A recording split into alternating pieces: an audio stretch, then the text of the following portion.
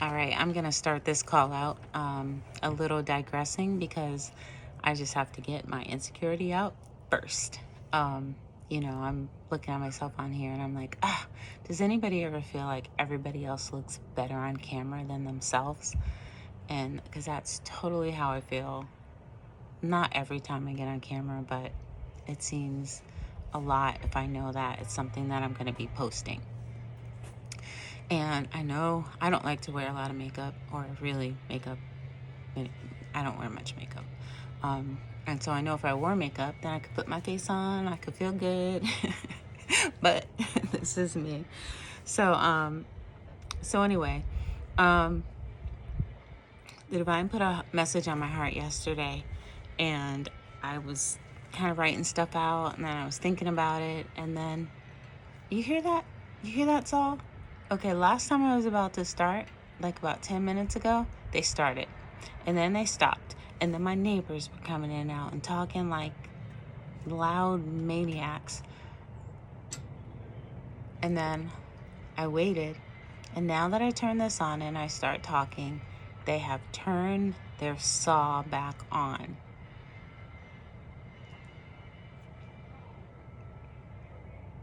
I'm going to keep going anyway. We're going to assume they're going to stop. Okay. So thank you for digressing with me. So anyway, so I had this message on my heart, and so I might entitle it "Wah Wah Wah." Politics stresses me out, you know. But let me. So I pulled a couple of cards last night when I was meditating and considering if I should, if the divine really wanted me to do this. And so one of the cards that I pulled, it is love and wisdom, right? Love, wisdom. Love and wisdom. Okay, and I'll read a couple of excerpts from this. That was totally like, okay, yes, I am totally meant to do this. And I do hope that it's picking up louder than yesterday because it is down by the chair. But also there seems to be a lot of noise right now that hasn't been out here before I came and sat down to record. So anyway, so the love and wisdom, this is what it says.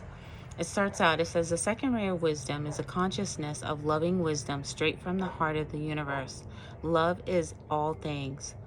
It is boldness, action, gentleness, and peace. Remember this as you build your lighthouse, the space inside where your inner radiance can burn with divine passion, piercing through any darkness and offering hope and direction to many who are lost. This is your soul. This is your heart. It brings the opportunity to heal, restore, and understand through the power of love and the light of ancient wisdom. The spirit master known as the Buddha is with you now, no matter what your religion may be, with unconditional love to help you fully receive and integrate blessings of this ray of light from the universe. Beings of divine love are supporting you to learn spiritually and share your learning with others in ways that heal and nourish the soul. And then there's a section later, but one of the key things in there is it talks about your lighthouse, and my channel's name is Lighthouse Prisms. So I was like, damn, if that's not a specific yes, right? And so then there's the last paragraph in this. It says, as the second ray of wisdom relates particularly to the role of teacher and education, you are encouraged to trust that you have a message to share that is helpful for others. Whether your involvement in education and teaching is literal or more subtle, you are encouraged to honor the energy of the teacher in a respectful way in your life, particularly at this time. In some way, your sole purpose likely involves helping others learn through wisdom and love. So I was so encouraged by that. And then the other card I got was strength, which is, empowering love and wisdom and confidence, and turning challenging situations into manageable ones with love and confidence, right? So Wham, wham, wham. Politics stresses me out. I'm spiritual. I'm not into that stuff. I need to keep a high vibe, right? That's what um that's what's told to us these days, right? You got to focus on yourself and you got to manifest. And you got to keep your energy high, as if like we can't deal with real life and be high fiving people, right? That is like some crazy BS, and it comes from, organized religion and the control and the part that churches have played and religion has played in controlling the masses of people, keeping them subdued, keeping them quiet, keeping them pliable, keeping them uninformed, right? And you keep people like, oh, you don't want to get involved in those affairs. Those things will work themselves out. You just go pray about it, and it will work out. And now there is a power in prayer, and we may touch on that a little bit. But mostly prayer in the religious realm gets siphoned. The energy is siphoned to support the structures and the powers that be. And why do I say that? I won't totally go into it, but it's pretty obvious that prayer in church has had limited impact on humanity, because people pray all the time, right? But we don't see a lot of changes. And if people's prayers had access to being radically implemented, then we would see a different world. So there's something more than prayer that we need to do. But anyway, let me get on with my notes here. So I say, okay, politics stresses you out. Get over it. Everything is political in our society. Let me say that again. Everything is political in our society. You cannot get away from politics. Everything is political. If you work 40 hours a day and you barely survive, you barely have money saved, right? Which is, from what I understand, about 80% of our country. Right? Then this message is for you. This is a message of awareness, right? I'm in the same boat with everybody else. This is a message for awareness, right? Because change starts in the mind, right? For us to change anything, it starts in the mind. We got to acknowledge that there is something that needs to change. And if there's something that needs to change, then probably it's because there's a problem with something, or something is not functioning the best way. So change starts in our mind, then it goes to our emotions. It's empowered by our emotions, right? It's fueled by our emotions, and then it goes to our actions. And the magic part is our beliefs, believing that our knowledge, that our emotions, that our focus, and that our efforts are going to transform whatever it is that we are acting upon. So yesterday when I picked up my phone, there was a feed on my phone about a law in Florida, right? And you go, I don't live in Florida. I don't live in Florida. But it's a defamation law. It's a law about defamation and in the food industry. And so there's a current law that deals with perishable food, so fruit and vegetables and stuff like that, right? That you can't defame some type of, you can't defame the food industry in that way, but it's like a short acting law. And so they want to change this law and make this law include all foods in Florida. And they're changing something else in it as well that changes it so that you won't be able to talk about like sugar being bad for you. You won't be able to talk about the chemicals that are in the foods, right? You won't be able to talk about GMOs, genetically modified fruits and vegetables and stuff like that. You won't be able to talk about pesticides in the food. You won't be able to talk about anything that the food corporations can consider defamation against their food, anything that would cause anyone to not buy their food. And they're trying to pass this law in Florida.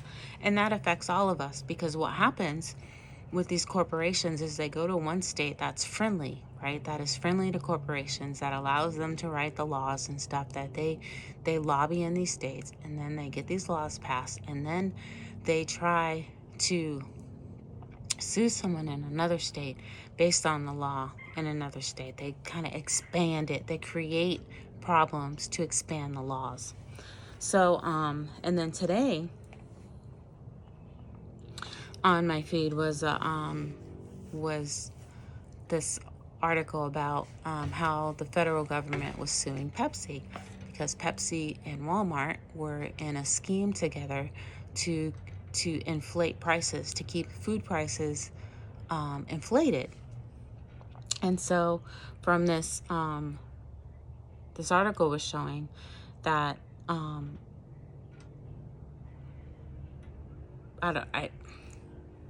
basically they were scheming together, and Pepsi would alert them of prices in the other stores that they dropped off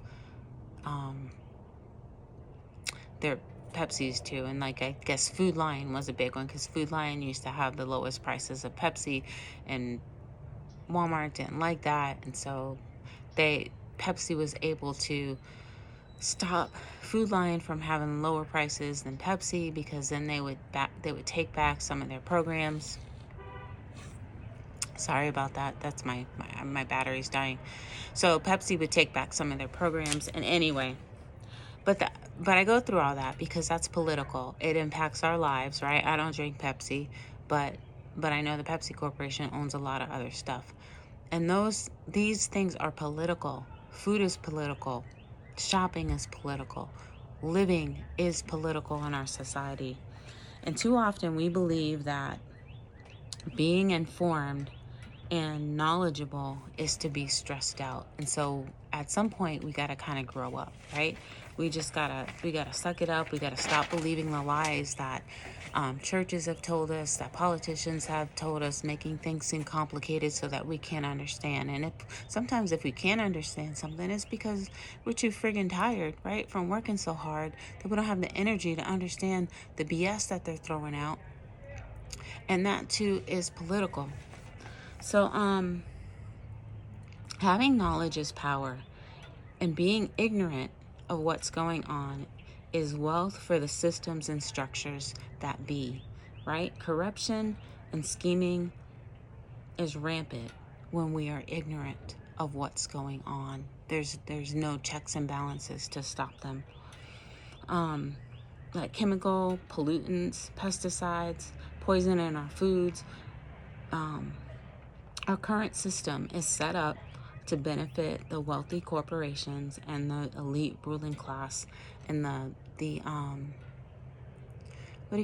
investment groups that now are buying up every single industry, right? That's how our current system, our political system, is set up to benefit.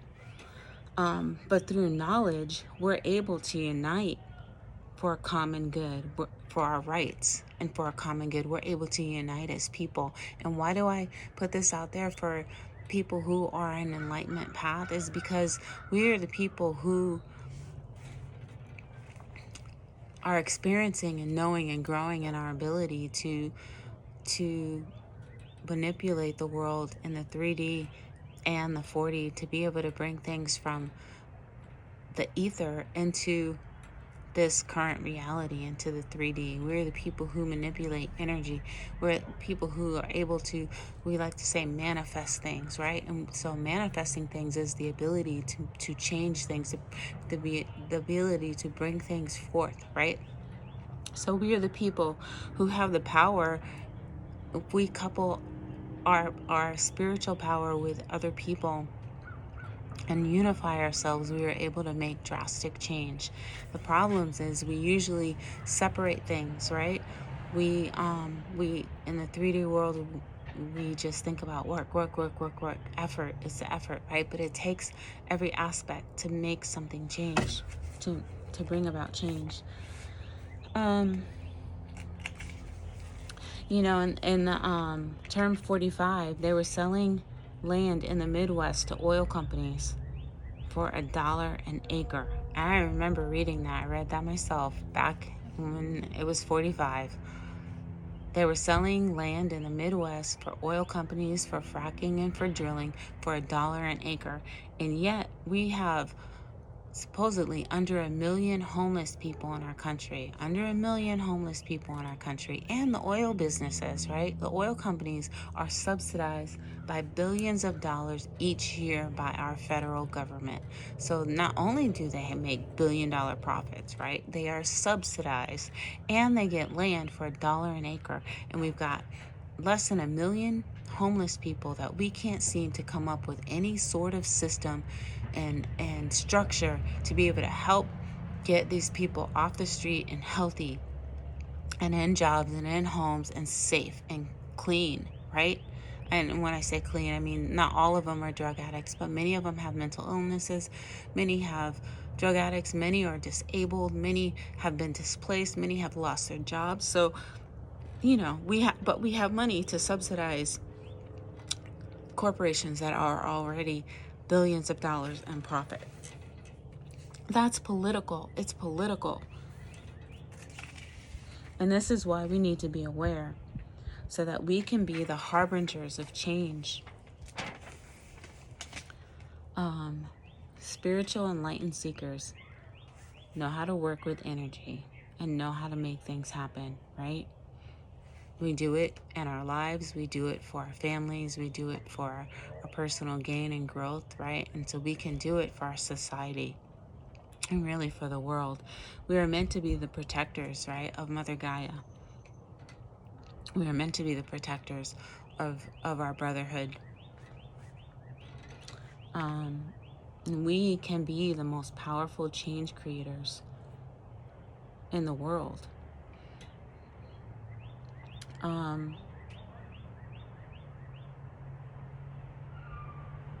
And again, the perspective of only focusing on ourselves and not on the world, right? That comes from secular religions that were partnered and partially created to control the masses, to keep the masses contained, to have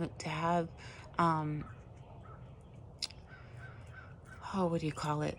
To have systems where you can motivate and move large amounts of people at the same time with the least amount of effort. I'm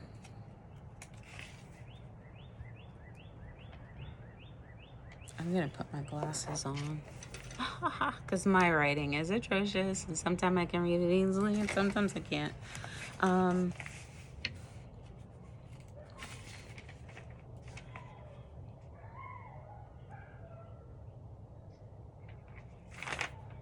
Okay, I'm gonna skip through that. So anyway, so I'm saying to you, to me, to us. So you say you want a better world for your children, right? You want a better world for your children. You want better access to education. You want better access to jobs. That's not gonna leave them in debt, right, from that education, said education. You want jobs where maybe they don't need a 4-year education where they're spending, $200,000. Maybe they spend, $5,000 at a community college and they're able to make $45 an hour or whatever, be able to have a house and a family. Currently, we're told, right? Okay. So back to the wanting a better world. If we're too bothered and frustrated and confused by politics and we want the world to be a better place for our children, we really have to ask ourselves, do we really want that for them? Because do we think that just feeling good is going to make it a better place? Do we think that just feeling good and and that is important, to put direct, focused vibes out. There's a place for that, but there's also a need for action. And it's funny because in so many areas people talk about action. You got to do action, action, action, action, action, right? And then you talk about changing the world, and it's like, oh, I can't get involved in politics. So anyway, we have to think, are our actions showing that we desire for this world to be a better place for our children? Currently, we're told that if you're poor, it's because you don't work hard enough.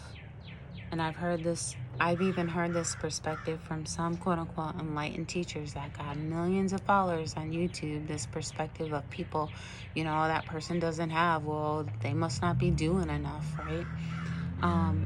And yet, the elites can make money and make their fortunes, right, off of underpaying their employees.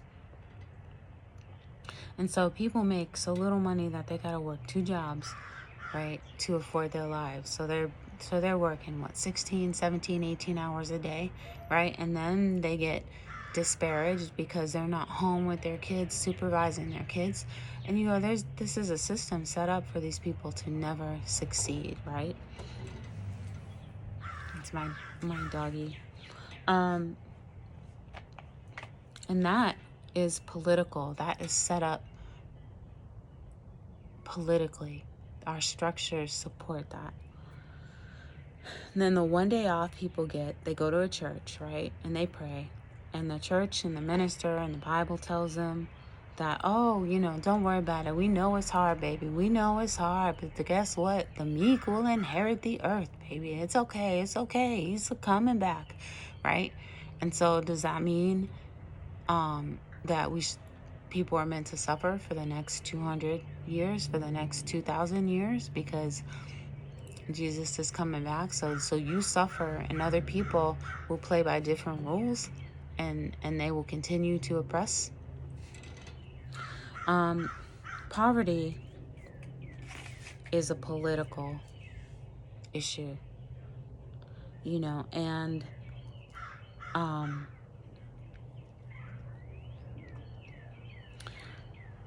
okay, I'm just gonna write what I wrote here. Okay. And them telling people that, oh, we're going to inherit the earth, it's hypocrisy, because it is a political message wrapped in religion without spirituality and without truth and empowerment. Poverty is spiritual and physical, and the cleansing, the using of resources, the clear cutting of Mother Gaia, the polluting of our waters, the hoarding of the resources. These are all physical as well as political. And why do I say this to spiritually enlightened people on the path to becoming spiritually enlightened? Because we need to change the world, right? And the way that you change the world is we put our spirituality and our actions together to enact change, right? Evil is ruling the world right now. I mean, do we have to look far to believe that? Evil is ruling the world. And the way you fight evil, right? The way you change and face evil is through spirituality and politics. And so I'm just here to encourage you, to get you thinking, right? Because it starts in the mind. It starts with awareness. It starts with acknowledgement. And we don't need to be stressed out, to acknowledge things. We can see things without our whole world turning upside down. It's called spiritual maturity. Like I bumped into a woman yesterday at the grocery store, and for some reason she thought she knew me. And so she was just talking and telling me, an elderly woman, about how hard her things are at her apartment and how they're mistreating the elderly people there. I guess there's a lot of elderly people that live at this apartment, and recently they started charging them at this apartment. They started charging them for coming in and changing and cleaning the air filters, right? That you need. They're up high, so you need a ladder to get to them, and they're charging these elderly people to come in and clean their air filters when that is basic maintenance, right? And why do they do that? Because they can get away with it. And why can they get away with it? Because it is political. But I didn't leave feeling discouraged and like, oh my gosh, the world is so horrible. Like, I already know, I have a good idea of the state of the world, right? But that just shows me, like, okay, I started thinking, is there something I can do, someone I can call, and so I need to look into it. And sometimes the only thing we're meant to do is just hold space for someone so that they feel heard and they feel listened to. And who knows? But I don't know. This was on my heart to share. And then when I meditated on it, I pulled a couple of cards. The answer from the divine was yes, share it. So this is going to reach the people who this will impact the most, or this will encourage, or maybe you're feeling and thinking the same things. But we're meant, yes, to live amazing lives. Like, there's so much prosperity and love and wonder and good stuff for us in this world.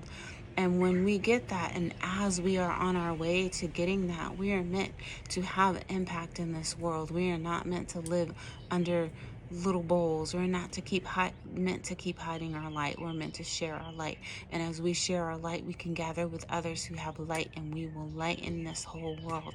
And so, anyway, thank you for your time. Thank you for listening. Hit the like button, leave a message, and I will talk to you soon. Much love.